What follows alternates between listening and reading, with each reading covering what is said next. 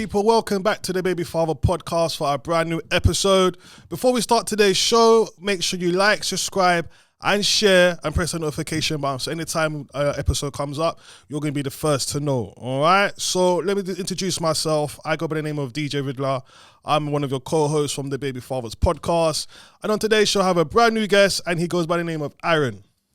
Yo, let me just say, yeah, like I've been seeing you lot for time, innit? Yeah. And I was like, if you lot ever reach out to me, yeah, I was like, I know I'm progressing in what I'm doing. So when you reached out, bro, I was like, I'm on the right path. No, bloody like. What I would like to say is that obviously I was sent your page and stuff. You get me? And when I was going through it, I said, "Oh, I love the content.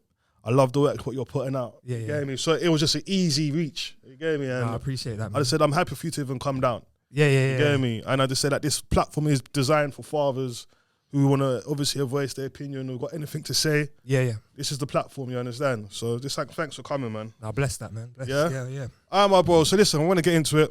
Let's go. Yeah. So listen, what I want to basically talk about today, right? I'm in the group chat with a few fathers, and I've also had someone who sent me a DM. And this is basically to do with their child meeting their mum's partner. Okay. If that makes sense. So they're ex-partners. Yeah. They're meeting. There's a man involved now. Yeah. Right? Okay. And when this guy reached out to me and he was telling me his whole story and that he was asking for my advice and that, he was saying that he was finding it hard for his son to meet the mum's new partner. Okay. All right. You get me? And in the group chat, what I saw today as well was another guy, 2 daughters, is going to meet the mum's parents, the mum's boyfriend for the first time. Okay. The first question I wanted to try and put out there, obviously, see how you see things, right? Yeah. Is why are you finding that some fathers are finding it problem when the mum is moving on into a new relationship and then when it's time to introduce their child to that new person? I can speak from the perspective of like, I had my first child at like 22. Yeah. So that's I don't want to reveal my age. That's a long time ago now. Yeah. And within the first 2 years, I'd say I was very controlling. Okay. Yeah. Like no one's going to be around my child. No one this, no one that. I wanted to know everything.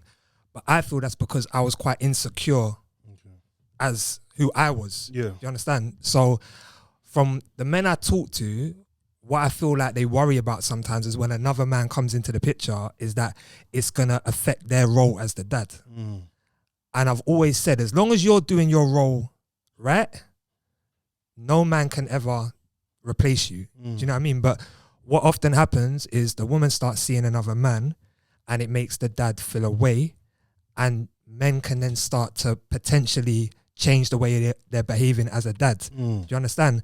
And I feel like that's where there's conflict. So I always advise people, look, your role is to be the best parent you can be. You can be that parent regardless whether you're with the mum or not with the mum. That shouldn't matter as to how good of a parent you are.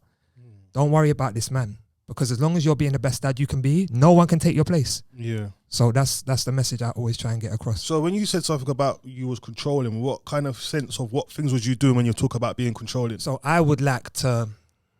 I used to try and control money. I'll be open and honest with this. So in my younger days, I would give my child's mum a certain amount of money and it wasn't consistent, right? And it would often be based on, if we've had an argument, I might change the amount of money that I was giving, and I'm being honest, So it was more rare. I'm kind of giving you money based on your behavior, rather than like the fact that you need this money, innit? Yeah. And I remember one conversation she had where she, I don't even think she told me. I think I got a letter through from the CSA. Okay. And I was like, Ray, you're really doing this, yeah? You're really taking man to the CSA.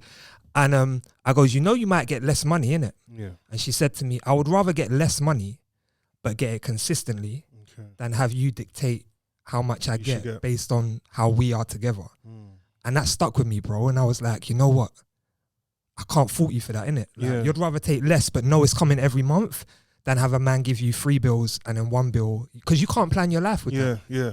So I was quite, if things weren't going the way I felt they should go, I would kind of control money.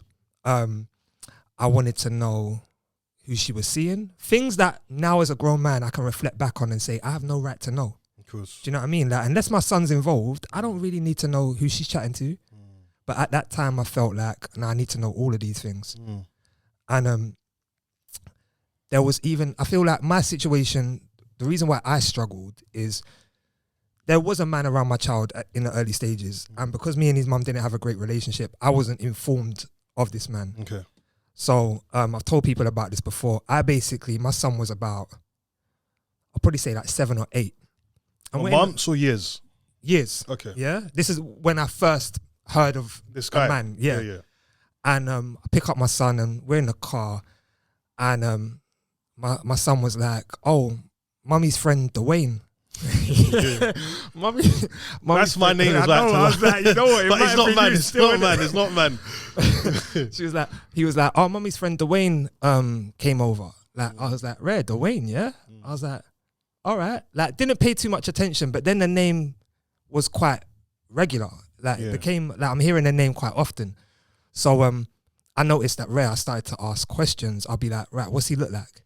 So were you asking your son? I'm asking my son because me and his mum don't really talk. Okay. So I'm not gonna get this information from his mum. Yeah. So he's like, I goes, "All right, so what did he do? How does he look?" I'm asking my son all of these questions. But was you doing it like in indirect, or was you putting pressure on him? I may as well have had a notepad, and a pen, and been writing down. I turned investigator on my 8-year-old. Yeah. Because I felt like, I need to know this information, innit? When in reality, looking back on it now, I didn't really need to know. Like, my son was in good hands. Do you know what I mean? But he's telling me certain things, and then he says, "Oh, mummy's friend Dwayne stayed over," and I'm like, "How do you know? How do you know he stayed over?" "Oh, his shoes were there in the morning." So things we don't even clock, kids pick up on, innit? So I was like, "All right, I need to speak to his mum." So I tried to get the information out of his mum, and she weren't really telling me anything. And I realized, I feel like at that moment, like, you know what? I can't control this situation, innit? My role is to be the best that I can be, yeah? If his mum is seeing a man, if a man is around my child, if any scenario we want to say, as long as my child is coming to me happy and my child is saying, "Dad, I'm good, you know?" Like, I'm good. I feel like the only reason I should be stepping in is if I feel my son is in danger, or if I feel like there's really something that's possibly upsetting my son that needs to be spoken of. Otherwise, me involving myself in her business, it brings drama that's not needed. So do you think, would you more have a discussion with the partner if there was a problem, or would you have a discussion with the mum? So if there was a problem with my situation, I've got, just for everyone that knows, I've got 2 children with 2 different women. Okay. Right? So the one I'm speaking of now, our relationship isn't the greatest.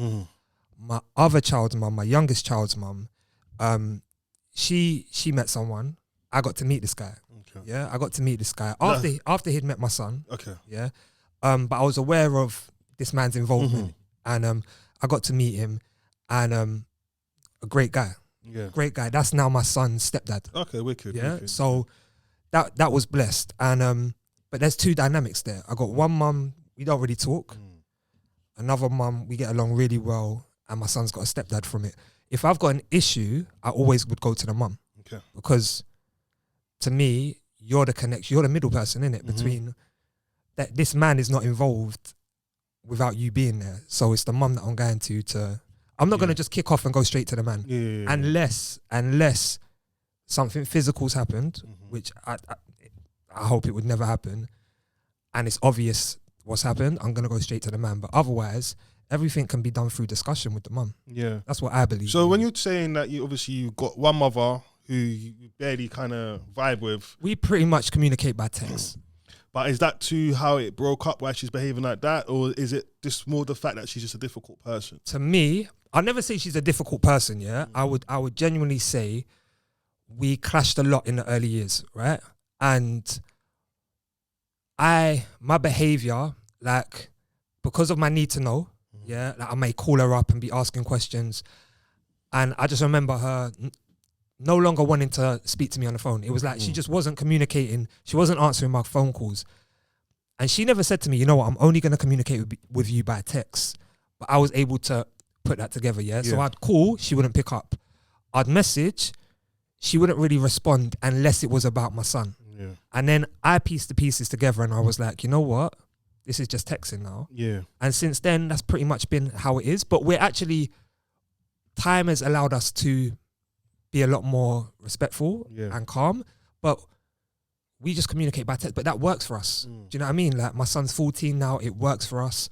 Some couples or some mums and dads, I feel like some dads feel like we have to have this perfect communication. And bro, if you can see your child, because there's a routine in place, if you pay your money when you're meant to pay your money, you know about the school stuff, you should only really need to communicate with the mum if there's anything outside of that that pops up. So I feel like texting for a lot of people can be a great relationship. So when you talk about this control thing, in the terms of, I'm going to kind of make it a bit more wider. Yeah. Because a lot of mums feel trapped when their dad's controlling and trying to control her life. And we've seen that this seems to be a problem where I've actually seen a lady who was crying her eyes out. They're saying that she feels like she's going to turn mad because of her baby father. She's trying to control everything what he's trying to do in her own personal life.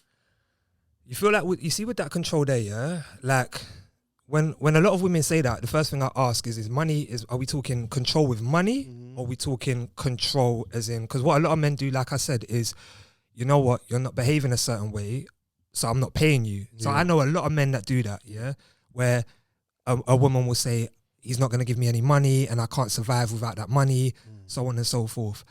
I'm like, you know what? I'm not saying every woman should rush out to the CSA. I was just about to ask you that. I'm not saying every woman should rush out, because I feel like if you can work on an agreement between you and the dad, do that. But if you know you have tried, the dad is being difficult, and it's a blatant situation where the dad is just being completely difficult, I feel like the child support services are there to allow you to receive the money that you're deserved. But I feel like CSA should not necessarily be a threat that a woman uses against a man if a man is literally trying his best. But for the men that aren't, and they know, you know what, I'm buoying it here. Why would the woman wait? Just go to the child support services, in my opinion. And this is coming from a man that's lived it and done it. Lived it and done it. In terms of, we've been talking about the money side to it now, in terms of father giving their children money, which has kind of been a highlight this week, actually, due to something that's been going on social about this whole 50-50 stuff. All right. Now, do you think a father should be giving the mum and dad should be going 50-50 every month, or should it be the dad can only give what he can afford to give? All right. So if we look at what the child maintenance service say, is like, if you have one child, you should be, depending on how many days a year that child stays at yours, you should be probably giving about 12% of your salary a month to your child's mum. Okay. The more nights a week the child stays at yours, the less you will pay, because you're obviously paying for whatever's going on when the child stays with you. I feel like it's sticky when we say, should the man give what he can afford, because who determines what he can afford? Do you see what I mean? Like, if a man says, I can only afford 100 this month because he wants to go to the club, he wants to buy trainers. Do you know what I mean? He could still say, I can only afford 100, which is true, but that's based on how he's living his life. So I feel like, who determines what can be afforded? The 50-50 thing, I've spoken about this before, where what the actual rules, I feel like it changed in 2018, where it says, if a mum and dad are splitting custody 50-50, no one needs to pay child support.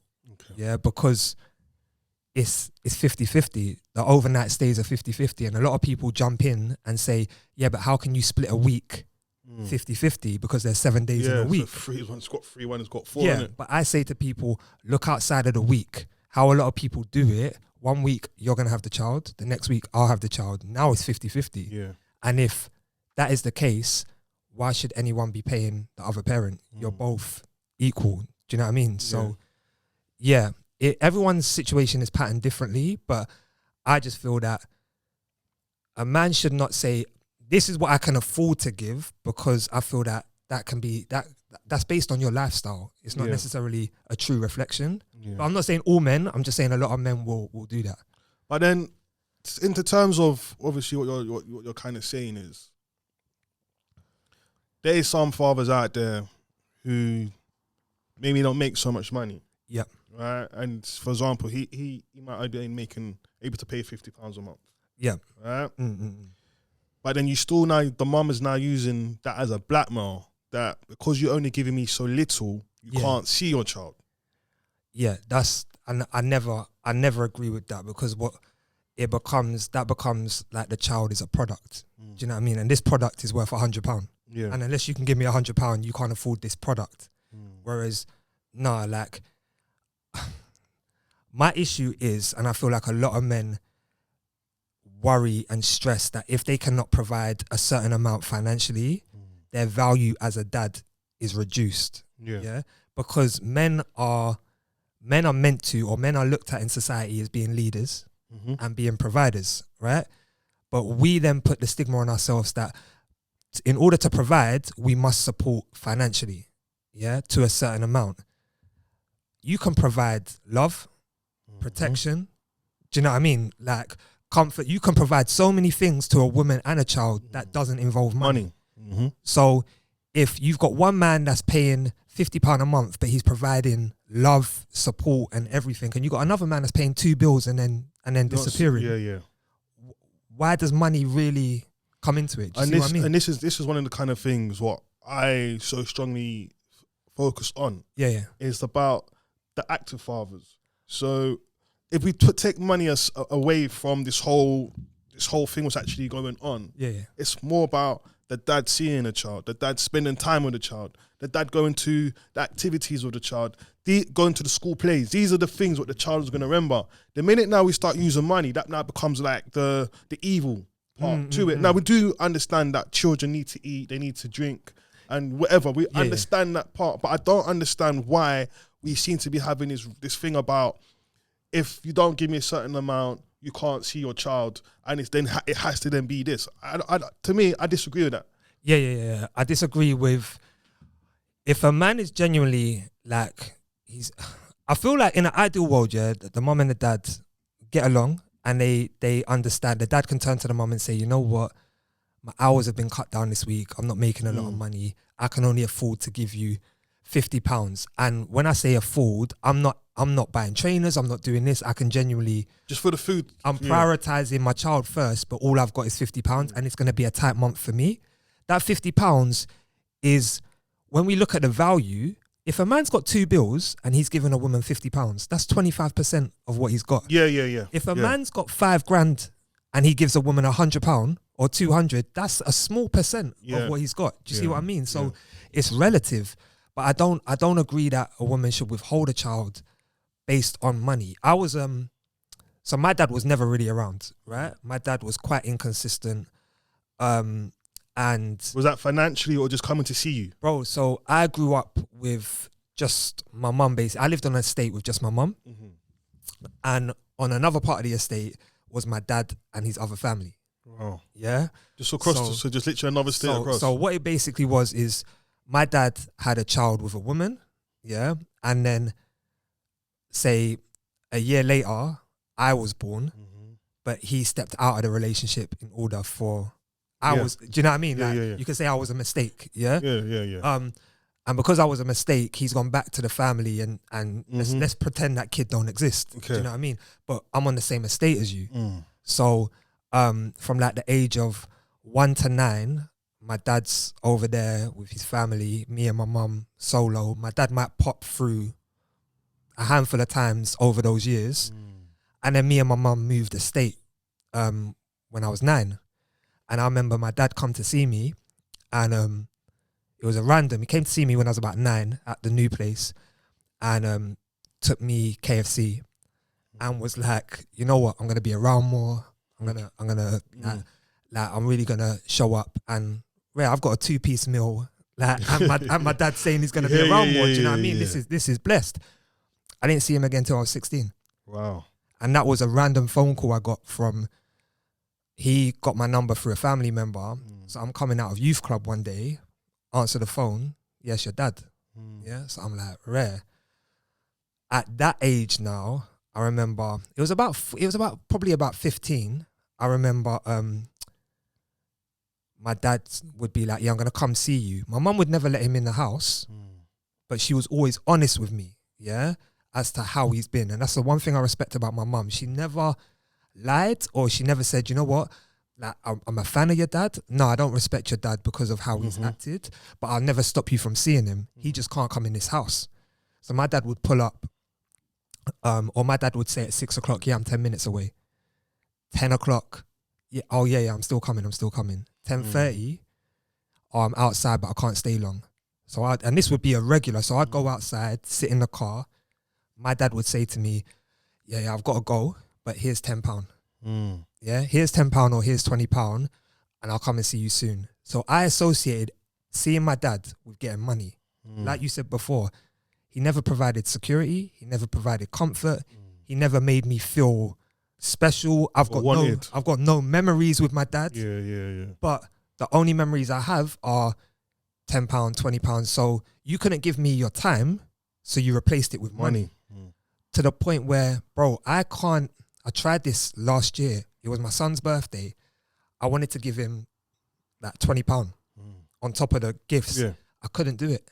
I can't give my children money. I can't give them physical money, because I look at that as I'm telling them this is more important than time. Yeah. So we got to be careful how we use our money with children, man.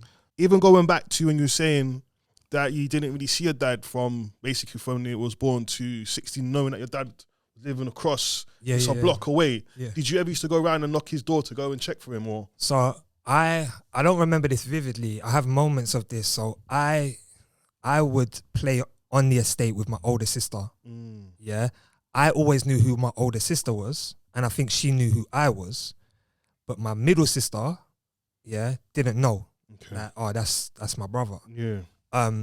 So that situation was mad in itself. Like, so was that a secret, or you kept from her because you knew she never knew, or you just everyone just didn't say nothing? So like, from my understanding, not even from my understanding, factual, my dad didn't let, like, it was a secret in the sense of no other kids were meant to know that I was the brother, to the point where when I was like 17, I don't think I've shared this before, when I was 17 or 18, my middle sister started hanging around with my peoples. I knew who she was because my mum has always been honest with me.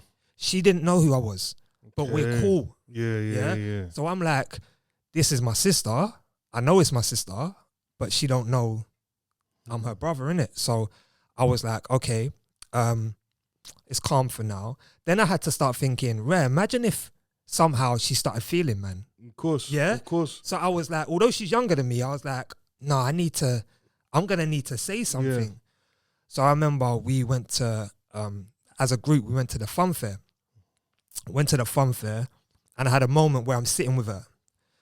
And I'm talking to her, and my heart is beating, bro. It's like bang, bang, bang, bang. And I'm like, oh, your dad's called X, innit? And she was like, yeah. And I goes, you got a sister called? And she was like, oh my God, you know the family? Yeah. And I was like, boy, I am the family, innit? Yeah. And I said, like, I'm your brother. And she was like, what do you mean? And bro, like, for a mixed race girl, white. She went white, and it was like this moment of like shock. And I knew I had to tell her, but I never thought, how is this gonna play out? Do you know what I mean? I didn't think that far ahead, and she was stunned. And then I remember her calling dad, and saying, oh, you need to come pick me up. But she didn't say why. She didn't say why. She didn't say who she was with.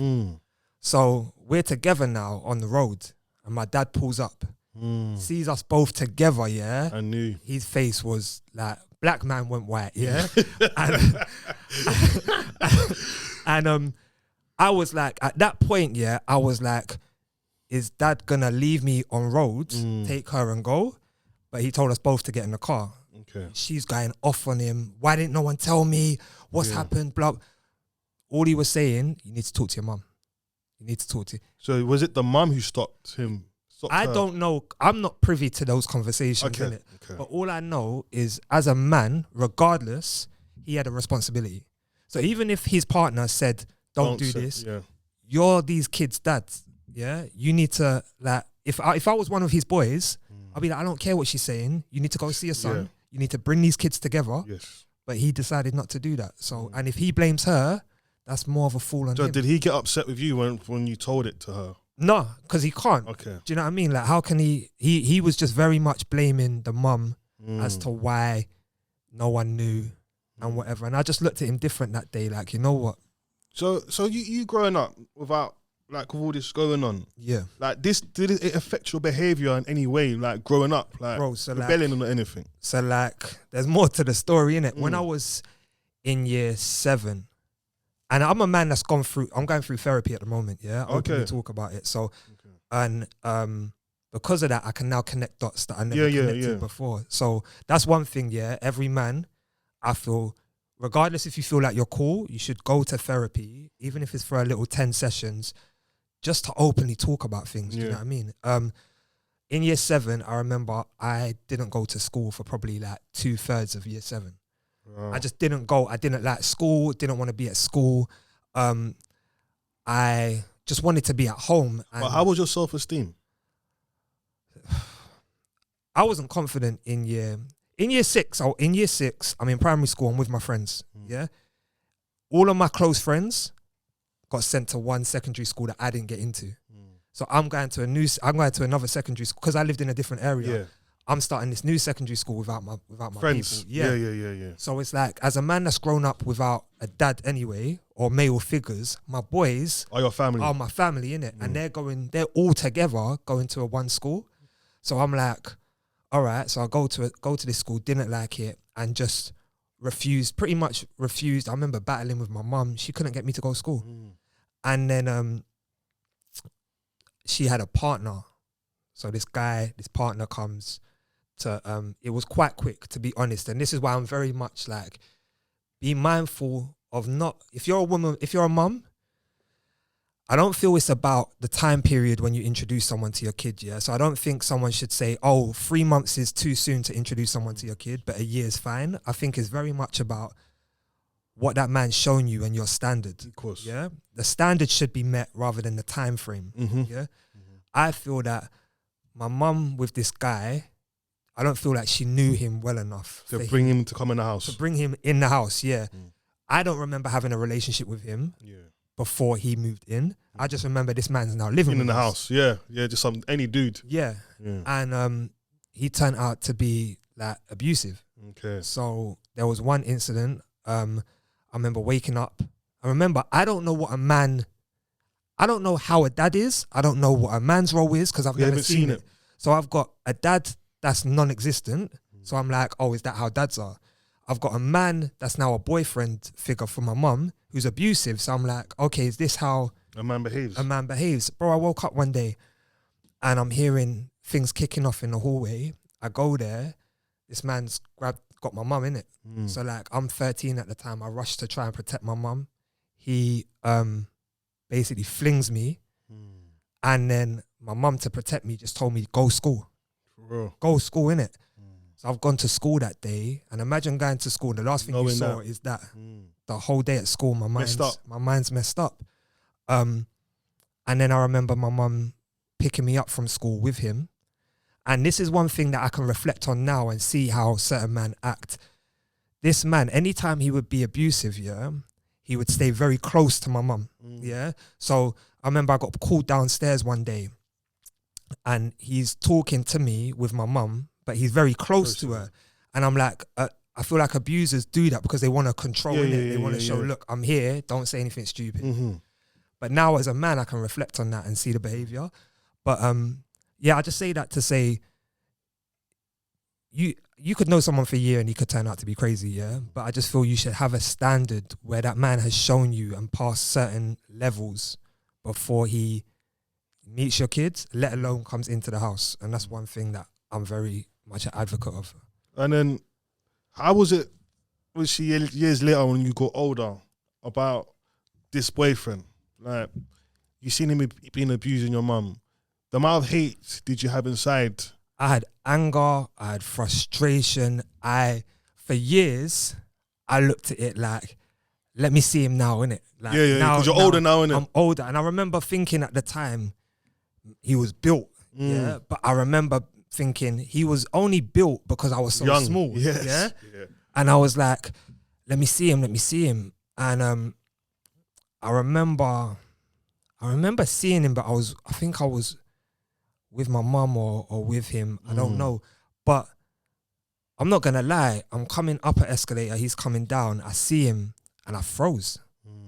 I froze, like all that kind of let me see him. Yeah. I froze, and there was a part of me that was like it's done, innit? Like I don't know, like it's just, I almost felt, I know it sounds mad, I felt sorry for him because I feel like he was a bit more fragile when I actually saw him in the end, and I just felt like, no, you're wasting it. Like you're waste. You're out of our lives. You've been out of our lives for years. I think the police got involved. Okay. Like, no. Did they put like an injunction on him to stop him from coming to the area? I don't know the ins and outs. I just know that. I just know that the police were involved. That's one thing I never really spoke to my mum about. You know, like I don't know the ins and outs. But is that something you kind of just blocked out, and once he kind of left? You know what? And this is through my therapist, yeah. That a lot of that happened between years 7 to 9 of secondary school. And whenever I reflect on secondary school, I jump to year 10. So if we started talking about secondary school, I'd be like, oh yeah, year 10, yeah, man had the curls. Don't get twisted. I know I'm bored now, but I had the curls. And I just remember year 10, sorry. I remember year 10 vividly. And when I was talking to my therapist, he was like, the reason why you've blocked out year 7 and 9 is those were your years of trauma. Yeah. And whenever you go through a traumatic event, you block it out. And I was like, that threw me, because I was like, I never actually clocked, but I can't remember those years in secondary school. Like a blur. It's a blur. But year 10, clear. Yeah. And then what I'm saying is to the fathers who are doing these things, to see what you've gone through and the trauma that you're going through, when they're displaying this behavior in their relationship, or someone, it could be even their kids or someone else's child. Bro, you know what? Sorry to cut you off. I've got a friend, never reveal names, but I've got a friend who has kicked off to his children's mum in front of the kids, cussed out, sworn, done a whole heap. And I've pulled him up, and he said, she made me do it. Yeah, you know what? It's like she knows how to trigger me. Like she knows what she's doing. It's self-control. Bro, I always say the moment we say she made me, we lose ownership. Yeah? Rather than, you know what? I've allowed her to change the way I would normally behave.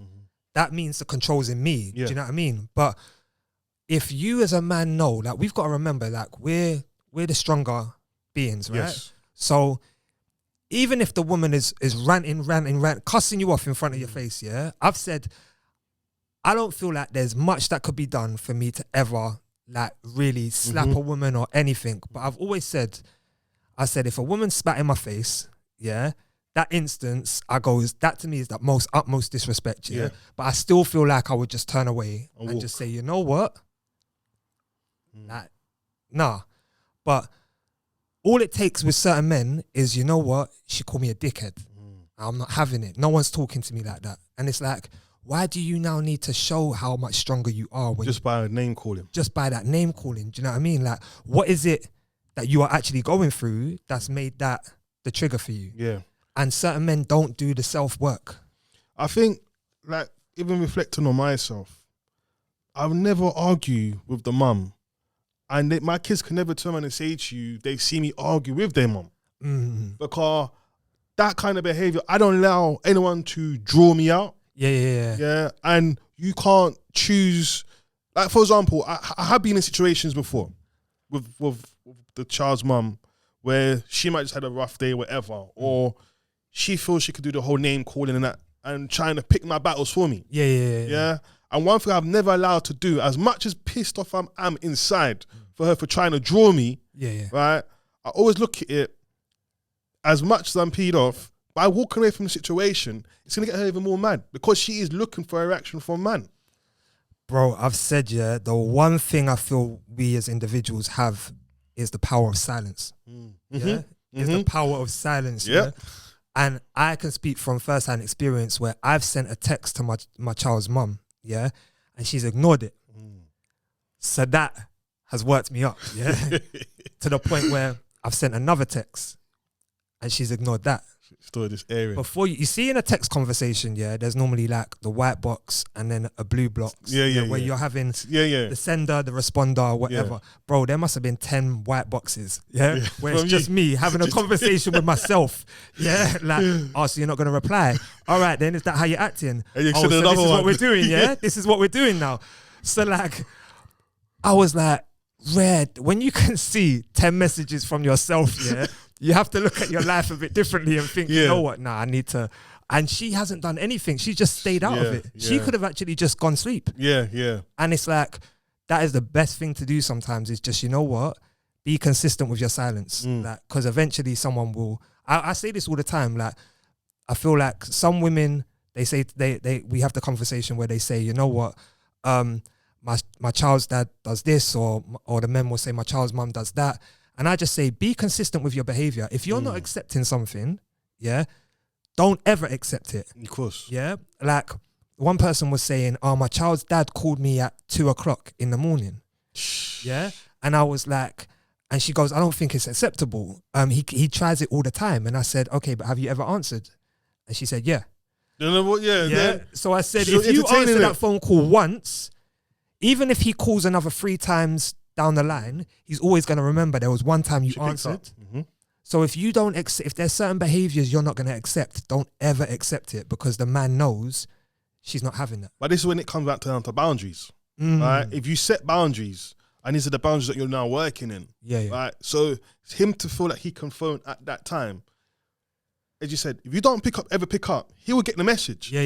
Wow, she don't pick up them she's time. Not having it. Yeah, but if you pick up and then you're still moaning, oh, he's doing this, he's doing that, but hold on, man, you're giving him mixed signals because you're not actually setting the boundaries. So he's just thinking, well, you've got my child, so because my child is there, it's cool for me to phone. I've got access to you. You see what I'm trying to say to you? And it's for not that to happen, you have to then set the boundaries, what you're allowing to happen to what you're not allowing to happen. Let me ask you a question though, Do you feel that certain boundaries are unspoken? 100%. Yeah. So if they're unspoken, how do we know that they exist? So for example, like I would never call my child's mum after 10:00. Probably after 8:00. I just wouldn't. But that's just a boundary, I guess, that I've just put there. She's not told me not to do that.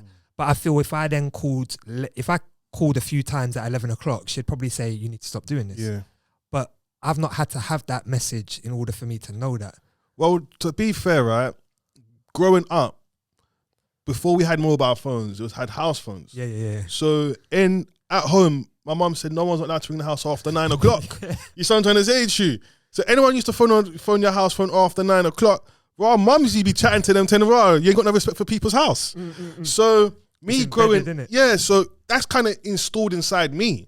So if I don't have that, the boundary set, if I didn't message the mum after 9:00, 10:00, if I did do that, it's sorry for messaging you late.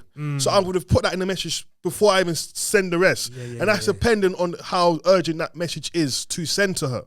So I'm also making sure that if I am stepping out the boundaries, I'm ready apologizing first. So it's sorry for messaging you late. However, this is the reason why. So it could be the times might have changed for picking up the child in the morning. So it might change from 10:00 to maybe 7:00 because... And I need to let you know now, innit? Exactly. So when you wake up in the morning, or you might be up now, even if you haven't responding to it, you've seen that I'm going to be coming earlier to come and pick up the child. Then trying to phone you in the morning because now I'm phoning you at 6 or 7, trying to tell I'm coming right now, and not communicating with you. So I just believe as long as you're still being respectful when you're messaging to tell her something, then but I'm not going to be one of them fathers who feels I can phone at 12:00 at night or phone 2:00 in the morning, because to me, that's not acceptable. And I wouldn't want her to do that to me unless it's emergency. Yeah, and the thing is, some men believe I've got access to you regardless because you have my child. And that's where I say that, nah, we don't own a woman because they've had our child. But that comes back to control. Trying to control the situation. Yeah, and feeling like you have a right to because she's had your child. Whereas, not like if you're not in a relationship with that woman right no more, you don't. When we break up with the mother of our child, whether they end it or we end it, we no longer have the right to certain conversations that we did before. When you're with someone, you can ask them, you know what, where was you last night? Yeah. Like, who called? Who just called? When you're no longer with that woman, there's no right to those answers. Do you know what I mean? But the problem is, a lot of fathers, I'm not even going to say some, I still think there's a lot of fathers who are out there are trying to ask them questions still from today. Like most people want to just maybe drive past the mum's yard at hours of the night just to see whose car's parked outside the house. Just doing madness like that. Even getting guys who's knocking doors saying, "Rah, who's in the yard?" But then do you feel that? I feel like there's certain men out there like that, right? But I also feel like those character traits don't just appear. So I feel like as a woman, you may have seen certain things in that man before you had the child with him. And now you've had the child with him, you're seeing them even more. So it's kind of more mindful of certain women like the roadman. Like this, like that. But then when you have a baby with that roadman, it's different, but he's still the same roadman. Do you know what I mean? So it's like, Ray, you can accept him for being that roadman when it was like, oh, he's going to the club and he was buying this. And buying you bottles and all sorts of bringing the money now you've got home. the child with the roadman. Oh, you know what? He's so road. That's the same guy that you signed up to. You signed up to that. Yeah. Okay, let me kind of break it down like this. Right. If you meet a woman, before you sleep with her, do you think this could be the mother of my child? Before you date her and sleep with her? I'm out of the child game. No more children for me. No. You know what it is for me now, like I've become closer to God over probably the last year and a half. Blessings to the my partner that brought me down that path. And I very much believe that like I don't want. I've had those days. Don't get it twisted. My younger days. Do you know what I mean? You look at women a certain way, and it's whatever. But now to me, it's more about connection. Do you know what I mean? Like I want to know more about you. Get to know, because I'm more like this. I want this to last long term. I'm going to be bringing you around my kids. Of course. Do you know what I mean? So it's not necessarily about, do I want you to be the mother of my child?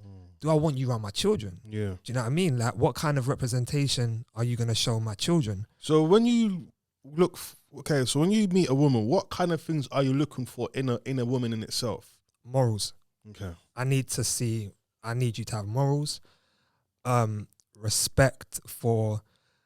When I broke up with my last girlfriend, I was very much like, she was younger than me, and she had 2 kids, and I was very much like, bun anyone younger than me and bun anyone with 2 kids. I'm done with that, because I connected those things as to the reason why our relationship didn't work. Do you know what I mean?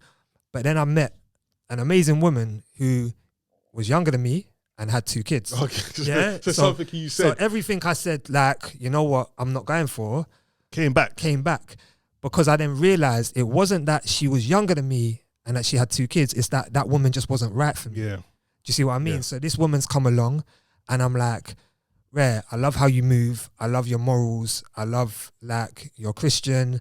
You can cook. Do you know what I mean? I'm looking at a woman. Back in the day, bro, I would have just looked at, you got curly hair and you got a back off. And that was it. Win. Yeah, do you know what I mean? Win. Now I need to know, can you cook? Yeah. How do you look after your yard? Yeah. Do you see what I mean? How am I going to come your kids as well? Your kids as well.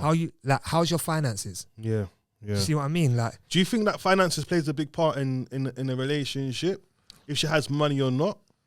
I feel like it's how I'm more of a fan of how you spend your money than how much money you have. Okay. Yeah, you could have, I don't know, you could get $1,000 a month, and you could be buying cigarettes and do you know what I mean, and on ASOS, do you know what I mean, or you could be making that stretch, doing a good food shop, not eating out. Do you know what I mean? How you use your money, to me, I'm gonna pay more attention to than how much money you have. Wicked.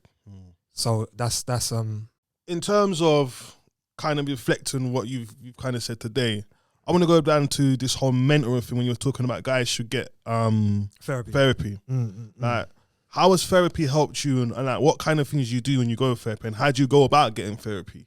So for me, therapy was something that I've shared a lot of my story here, yeah? So when you think about it, think about all that being in my head, yeah? And there's certain men that have gone through worse or maybe just a bit of, but either way, that's all in your head as you're growing, right? And I said this the other day, as men, we often try and limp off things, yeah? So if you're playing football, you get tackled, yeah? And you like you're still trying to limp off and play the rest of the game, innit? Yeah. When with your mental health, you can't limp it off, bro. Like, it's not going nowhere. You're not going to limp it off and, it's forgotten now. It's going to come out. So therapy is something I should have had a while ago. But my partner encouraged me, my friends encouraged me, and I just reached out. I basically done a Google search and found a company within my area, and I reached out to them.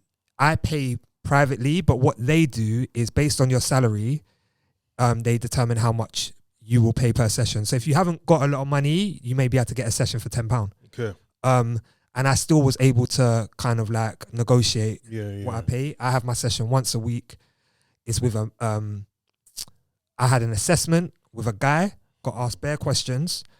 He then took away all of those answers, and they then supply you with a therapist based on who they think is best fit. Yeah. And I've got a guy that's younger than me, which kind of freaked me out at first. Like, I'm gonna reveal like what's so my guy know about. Yeah. But I also went into therapy thinking he's gonna give me the answers, and it wasn't that. It's pretty much a lot of the time the therapist is sitting in silence, and I'm talking, and then he'll pop in with like the best question ever in the world. Yeah.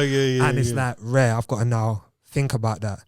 But I definitely believe every man should have it, man. And do you find that when you go to therapy, like when you walk out, do you sometimes feel a bit like wounded at times, or do you feel more uplifted? I feel uplifted, but I feel like I get it. Like, okay, I understand myself more. Do you know what I mean? Like, okay, like I'll share something. My therapist said to me last week, he said, your homework for this week is one thing. And I was like, all right. And he said, what do you deserve? I want you to think about what you deserve. And I was like, that threw me. Like, I was like, that's such a simple question, but certain people don't know what they deserve. Do you know what I mean? What do we deserve in, especially people that are in certain relationships or whatever? You don't know what you deserve, so therefore you accept anything. Yeah. So that really made me think. But I coach men myself. Like I run. It started as like co-parent coaching. I wanted to coach like co-parent fathers, but now it's more just fathers and men in general. Yeah. And what I focus on is the 3 M's. Yeah. So one is mindset. Yeah. And these 3 M's contribute to you being a better parent. Yeah. Mindset. Are you controlling your thoughts, or are your thoughts controlling you? Yeah. Let's work on that. Let's work on how your mind is. Movement. How are you looking after yourself? Are you going gym? Are you moving? Are you just still all day? Yeah. Because again, that makes you feel better. And the third one is memories. How many memories are you creating with your child? Yeah. How many of us get our children sometimes and just stay in the yard? Or you go and see your child by going to their mum's yard and not taking them out of the yard. You're creating no memories. Yeah. If we focus on those 3, that will contribute to you being a better parent. Do you know what I mean? So that's really how I try and zone in and help the men I work with. And the men who you work with, are they like older or younger? I say a lot of them are younger. A lot of men that have come to me recently are young. And I done a video the other day about getting how the feeling of living at home with your mum, and having children, and how that can deflate a man. Do you know what I mean? I'm still at home I'm still at mum's yard, but I've got kids, and how am I gonna? And how when you talk about it deflates them when they're at home with their parents, still with their parents, like what kind of things is going through them? Like feeling like they're not good enough. Do you know what I mean? Like where I'm a waste dad, you know, like where like I've got nowhere to take my child. My child is sleeping in my bed, coming to my mum's yard, sleeping in my bed. Like, this is not what I wanted for my child or want my child to see. And that was me. I had 2 kids. I was staying at my mum's, but I knew that I wasn't being as sensible with my finances as I should be.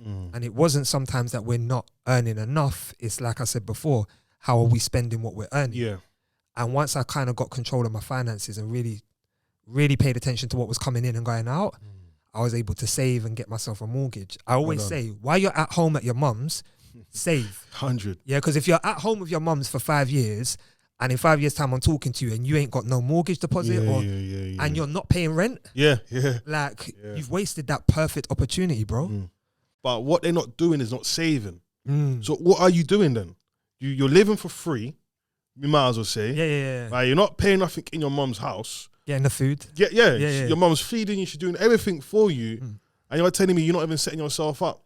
And that when it becomes, I can then see why sometimes women will not respect a man for doing that. Because you're not showing her or showing your child anything to say, look, this is what I'm now doing with myself. This is my plan. Yeah. I feel like people say purpose, but there's a quote, there's a saying, I've kind of merged the two together here, but a man without a purpose is easily distracted by pleasure. So if we break that down, if you've got a purpose, bro, like even here today, you probably knew, right, I'm going to record today, so my day's going to look like this because I need to be here at this time, I need to do this. Nothing was getting in your way. Yeah.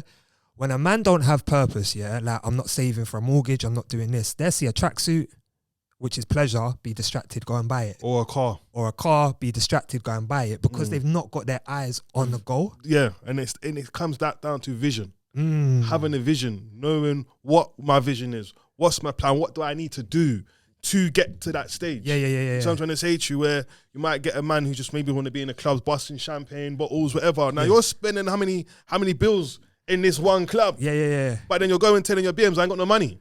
You it's a tap water thing for me, you know. Like it's a tap water thing for me. Like, straight, you don't pop the bottles all you want. I'm getting a tap water and getting out. Listen, there's nothing wrong with popping bottles, right? I'll put it out there. But I think it also has to come down to priorities. If you have that extra cash to do that, fine. Do extra live that cash. Then do what you're doing. But have principles in place first. You know what I'm trying to say to you, before you start doing things like that. If you're popping bottles and that's your rent money, like, do you see what I'm saying? Because you wanted to look good that night, or you've got carried away. That's when I'm not a fan, where a man has to then borrow money because of the mistakes he's made. And they become repetitive mistakes. We got to learn. Everyone's entitled to make a mistake. That mistake should make you stronger. It's how you learn from the mistake. So this is the reason why I think sometimes when we even have these platforms for fathers, or if people's not even fathers yet, we are able to share our experience with them. 100%. So they don't make that mistake. They can come across, well, I've heard it from such and such. Or I've seen this before, heard that, and then it helps them. But if we're saying whatever we're saying on here and you go and do it after, it's like, what did you take then? Yeah, like use our mistakes. Do you know what I mean? Like we speak our truths so others can live theirs. Do you know what I mean? And that's how I look at it. Like I will come on a platform like this and speak my truth, not be embarrassed by it, because you know what? I hope my pain changes someone else's life. Do you know what I mean? Like, let's not be embarrassed by what we've been through. Let's own it and let's feed that to someone else so they can grow from it. Do you know what I mean? Well, brother, listen, we have to wrap up now. Nah, it's been man. It's been a good convo. Could have gone on for another hour. I'm telling you, listen, tell them where they can catch you on the socials and that, man. So follow me on Instagram at raisingboys_to_men. My website is arrondalecoparenting.com. If you're interested in coaching or any of my services, check that out. And yeah, bro, thank you for having me on, man. No, my brother, man. Bless for coming, man. Yeah, bless for coming, man. Bless for coming. All right. So listen, everybody, I want to say thank you for watching on today's episode on the Baby Fathers podcast. We'd like to hear your views and hear your comments, so make sure you leave them below in the comments. Right? Yeah. Make sure you like, subscribe, and share. And as I said, if you want to come onto the Baby Father platform, do send us an email at thebabyfathers@gmail.com and try and get you on this platform. All right. So next time, peace.